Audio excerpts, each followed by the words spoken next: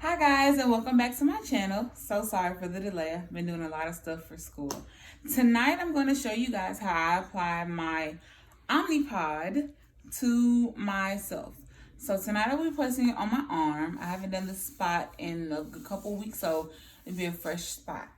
So what you start by doing is pretty much, I don't have an active pod. I've already deactivated it. So I'm just going to start the process. It says no active pod. Would you like to activate a pod now? And you'll click yes. So I kind of just sit it off to the side and I go ahead and I start with my pod activation. So I rip the whole thing off. I leave the pod in the container. It's easier to do it that way. And you just pretty much twist on the needle and draw up however much you use. Now for me, since after having the gastric sleeve, I went from 200 over a day and a half to maybe about 175 for 3 days. Because I hardly bolus because it's really low carb. So I do about 175 units. And then you pretty much put the air into the syringe. And you're going to take it and you're going to put it in the vial as so. And then you'll flip it around. And slowly, I can see, slowly draw out your insulin. So I kind of let it do it on its own because this is a brand new vial. The first 2 times I use it, it'll kind of do it on its own. And then as it's doing it, I kind of click it to get that air bubble right underneath the hole. I push it back up and then I just slowly bring it back out. So there's pretty much no air bubbles in.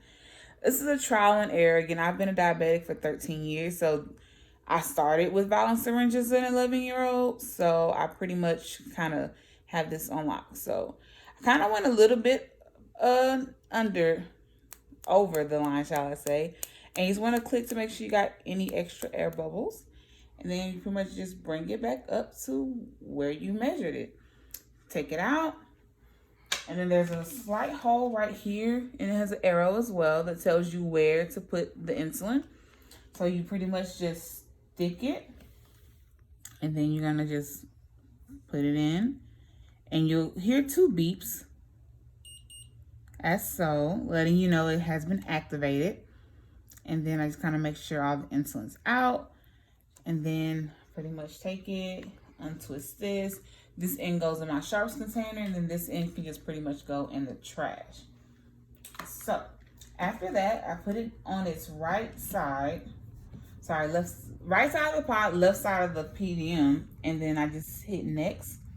And you'll pretty much just let it prime, meaning it's going to get all the extra air bubbles you may have left out of it.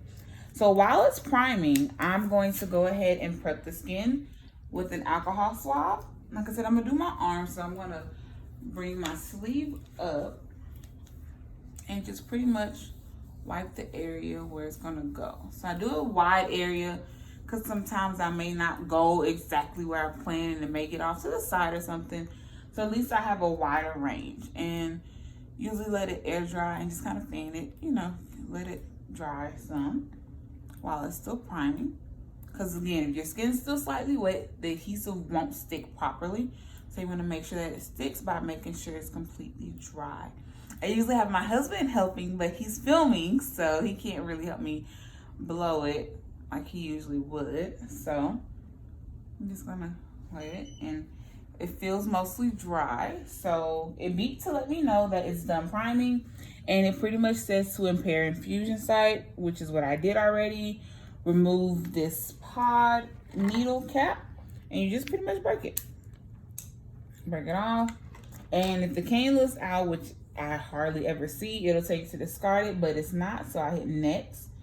And then it'll tell you to remove the backing, but I go ahead and hit next, and then I do it. That way I could be prepared to just put it directly on my skin.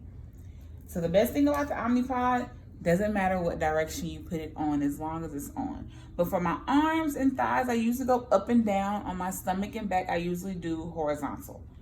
So, and I kind of like to do it upside down. So I'm just going to take it and kind of roll it since I can't really see the other side. Push it in the middle and just go around and make sure all of the edges are nice and down, and push it down in the middle. And that's pretty much the pod, and it says to press start to insert cannula and begin basal delivery. So I'll press start, kind of keep it close so it can communicate, and you'll hear some clicks. And I kind of count them so I can know. So as you can see, I was a little startled because I was talking while counting, but it says please wait, and then once it does, it says the pod is active and my basal program has been programmed. To check the infusion site and cannula, usually this little pink thing here will have slid down, or if you actually check the cannula window, you can see it. I actually felt the needle go in, so I know it's properly inserted. So I'll just hit yes to confirm, and it takes me right back to the home screen. So that is pretty much how I would apply an Omnipod. Thank you guys so much for watching. Please like, comment, subscribe. If you want to have any type of comments, concerns, questions, or anything like that, feel free to email me. I'm available 24/7. Thank you guys. Have a good day, and thank you so much for watching.